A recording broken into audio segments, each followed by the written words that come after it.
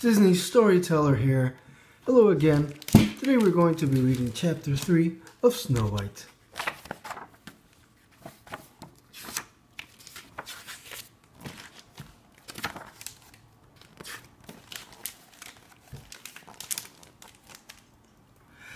Chapter 3. The next morning, as the rays of the rising sun streamed down into the woods, curious eyes peeked out from the surrounding trees and bushes and stared at the sleeping girl. 3 fawns bobbed their heads and then cautiously picked their way forward. They were joined by a group of chattering chipmunks and bushy-tailed squirrels zigzagging their way across the clearing. A rabbit family hopped out of its hiding place behind an old tree, followed by 2 black-eyed raccoons and a small flock of quail. As a half-dozen blue birds fluttered down from the trees to join the other animals, one frisky little rabbit, bolder than the rest, hopped right up to Snow White. With a twitching pink nose, it stiffed her hair. The princess stirred and raised her head. "Oh!" she cried.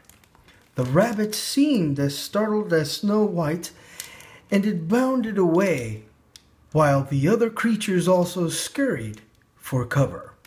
Snow White looked around and said, "Please don't run away. I won't hurt you." As if they understood her, the forest animals reappeared. Snow White smiled at them. A group of blue birds chirped and twittered in response. "You do?" Snow White cried as she rose to her feet. "Will you take me there?" In answer, the birds took Snow White's cape with their small beaks and urged her to follow them. Soon, a small parade of animals was following Snow White and the birds as they made their way through the tangled woods. The birds led Snow White to a snug little house nestled deep in the forest. As soon as she saw the cottage, Snow White's spirits rose. It was a tiny house with white walls and a brown thatched roof. A small wooden bench stood outside as if to welcome a weary traveler. "Oh, it's adorable," Snow White murmured. "Just like a dollhouse. I like it here already," she said as she inspected the house from close up. Snow White went to a window and wiped a clear circle in the grimy glass. "It's so dark inside," she said. "I don't think there's anyone home." Nevertheless, she went back to the doorway, which was framed by leafy vines on either side, and politely knocked on the thick wooden door. No one answered. She turned to the animals. "I guess there's no one home," she said. She knocked again and waited, but there was no answer. Then she noticed that the door had opened a crack. With brisk steps, she entered the tiny house and called, "Hello, may I come in?" No one answered. Snow White ventured further into the house, and when she did, she stared around in wonder. Everything was so small. "What cute little chairs!" she exclaimed. Then she saw there were 7 little chairs. "Why, there must be 7 little children living here," Snow White said to her animal friends. And as she looked around, she also realized that the whole cottage was full of dust and dirt. The sink was filled with unwashed dishes. There were dirty clothes everywhere, and the fireplace looked as if it hadn't been swept out in years. "Why, "They've never swept this room," Snow White said.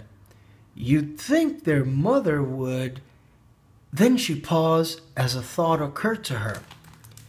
"Maybe they have no mother," she said. The animals nodded their heads in sad agreement.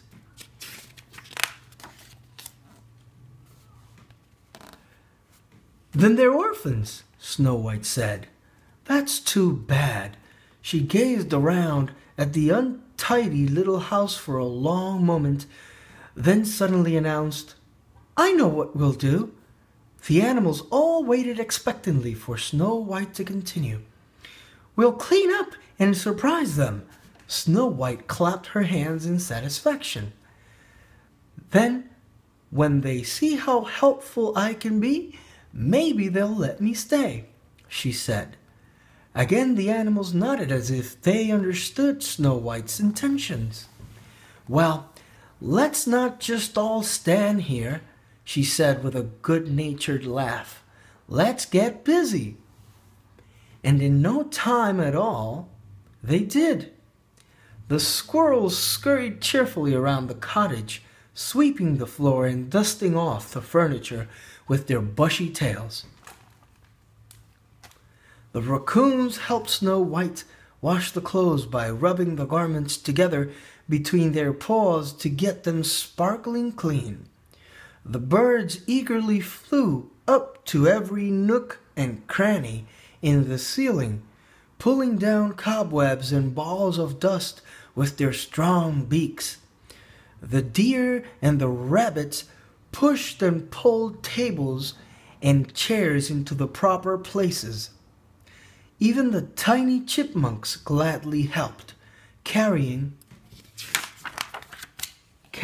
dirty cups, dishes, and silverware in their paws and mouths and depositing them in a wooden sink to be washed. With everyone doing their share, the work went smoothly throughout the afternoon as the sun slowly lowered to the west. While all this was going on, the people who lived in the cottage were in the hills not far away, digging for jewels in a deep, dark mine. There were 7 men in all.